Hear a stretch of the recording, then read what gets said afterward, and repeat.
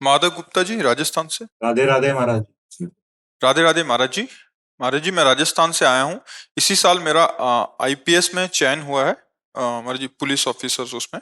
मेरा प्रश्न है कि महाराज जी, कैसे मैं सही धर्म के रास्ते पर चलकर लोगों का भला करूं और समाज के कल्याण बस में अपना दो ही छोटा सा चीजें हैं जो हम बार contribution। बार सबको समझाते हैं, वही आपको कहेंगे। लोभ और भय, प्रलोभन और भय, ये दो हमको धर्म भ्रष्ट कर देते हैं। बस अगर दो चीज नहीं तो त्रिभुवन में कोई तुम्हें परास्त नहीं कर सकता। लोभ और भय, किसी भी तरह के भय, कई तरह के भय और किसी भी तरह का प्रलोभन, चाहे पदोन्नति का हो चाहे रुपए का हो, ये दो चीजें हमको हमारे धर्म से भ्रष्ट कर देती हैं। हम चाहे जहां हो, चाहे जिस डिपार्टमेंट में हो, ये दो बातें सबको सावधानी से निर्वाह करने के लिए है कि अगर आप प्रलोभन में नहीं फंसे और किसी से भयभीत नहीं हुए तो आपका धर्म आपकी रक्षा कर लेगा और आपको आगे बढ़ा देगा। नहीं, प्रायः यही दो जगह डूब जाया जाता है। प्रलोभन धन से लेकर पदोन्नति तक का, और भय स्वयं शरीर से लेकर परिवार तक का, या पद छीनने का, किसी भी तरह का भय। आप ये काम नहीं करते हो तो हम आपको सस्पेंड कर देंगे। आप ये काम नहीं करते हो तो आपसे मान लो बड़े हैं, बहुत बड़े बड़े तो सब क्रम है ना। और सबसे बड़ी ये बात है, कई ऐसे हमारे पास से प्रसंग आए हैं कि तो उन प्रसंगों से ही हमें तो ज्ञान होता है। हम तो गंगा किनारे भ्रमण करते हैं, हमें क्या ज्ञान इस बात का। तो आपसे ही हमको इस बात का ज्ञान होता है, आप लोगों से ही, कि क्या समस्याएं आपकी होती। तो दो ही समस्या केवल हैं, आप तीसरी नहीं बता सकते। दो ही हैं जो आपको गिरा सकती हैं, एक प्रलोभन और एक भय।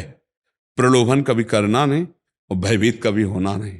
नाम जप करना और भगवान के भरोसे में रखना, तो हर विपत्ति संपत्ति बढ़ाने वाली बन जाएगी। हर भय तुम्हें ऊंचा उठा देगा, और अगर टूट गए तो बिखर गए। फिर क्या है? फिर तो क्या है, बड़ा बढ़िया पद मिला है, अभी खूब बड़ा धन एकत्रित करो, रुपया पैसा गाड़ी घोड़ा, और इसके बाद मन अशांत हो जाएगा। क्योंकि जिसके लिए तुम्हारा जन्म हुआ वो कर नहीं पाए ना, धर्म, राष्ट्र सेवा, भगवत सेवा। तो धन से थोड़ी शांति मिलती, धन से शांति नहीं मिलती। हमने सुनाया है, उसमें सत्संग में बताया, सत्संग में थे कोई इसमें से, सुनाया था ना। अब बोलिए आप, वो व्यक्ति अपने आप को शूट कर लिया, अपने परिवार को शूट कर दिया, पूरे को, बुद्धि खराब हो गई ना। कहीं ना कहीं व्यसन, अधर्माचरण से आया धन सर्वनाश कर देता है। इसलिए डरना नहीं और प्रलोभित मत होना। तुम्हारे को सरकार देगी ही ना भरण पोषण के लिए, उसी व्यवस्था में राजी रहना, और एकदम स्वभाव अपनी एक धाक बना लो कि आदमी टूटने वाला नहीं है।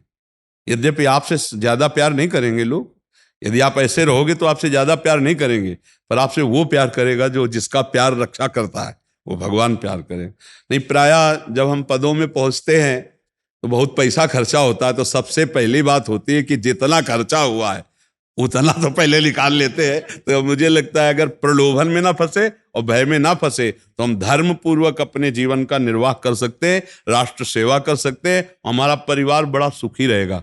जब धर्म से आप 100 रुपया भी लेके घर जाओगे ना, वो बड़ा खुशहाल रहेगा। और अधर्म करके 1 करोड़ लेके जाओगे तो किसी न किसी की बुद्धि में अशांति पैदा कर देगा, जो आपको जाते ही छाती जला देगा। घर परिवार में जाते ही आपको अशांति प्राप्त हो जाए। इसलिए अधर्म का पैसा नहीं। आज सुना था सत्संग में, अधर्म के द्वारा कमाए हुए धन से 15 पाप के आचरण अपने आप प्रकट हो जाते हैं। तो इसलिए बहुत सावधान रहना चाहिए। हमारी तो यही प्रार्थना है आपसे कि भय और प्रलोभन से बचिएगा। जी महाराज, राधे राधे। राधे राधे।